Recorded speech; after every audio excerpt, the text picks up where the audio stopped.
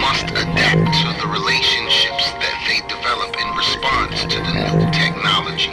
Individuals must reconcile their loyalties and reassess the values they placed in the relationships held with older technology or traditional media. In our efforts to analyze convergence culture and the impact of technology and cultural shifts discussed by Henry Jenkins in his book, we called on the expertise of the champions of convergence and the provocateurs of pervasiveness within the Sunshine State environs, the Chameleon Connoisseurs at the Lizzardi Literary Lounge.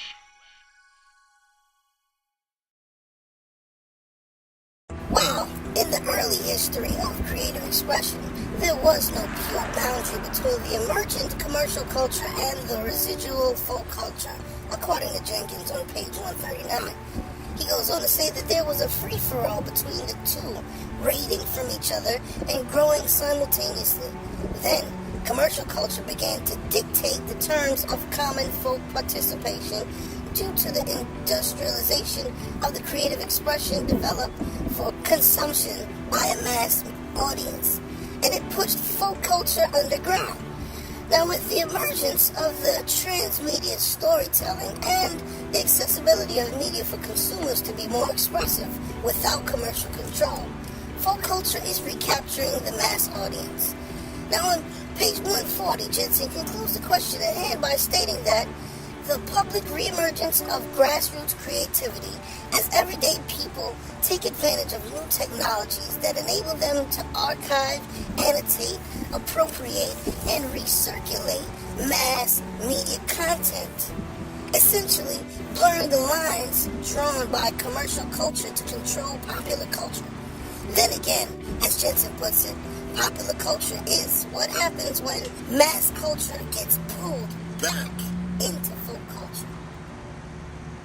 Now, if we take a look at the Japanese media companies, in reference to anime, they were more tolerant and even more supportive of the new media convergence culture. In the early stages, as anime began to break into the American media landscape, special interests and corporate powers that be sought to squash its emergence through legal avenues to restrict distribution. Feeling the heat, the Japanese and Korean media companies backed down. But the bug was already buzzing in the consumer ear.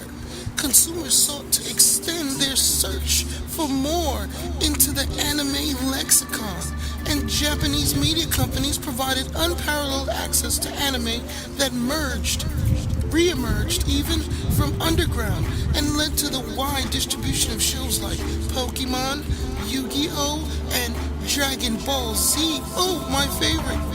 The media companies allowed their materials to be adopted and adapted into the popular culture dynamic of the U.S. by allowing fans to assert their rights to entertain this anime form of creative expression.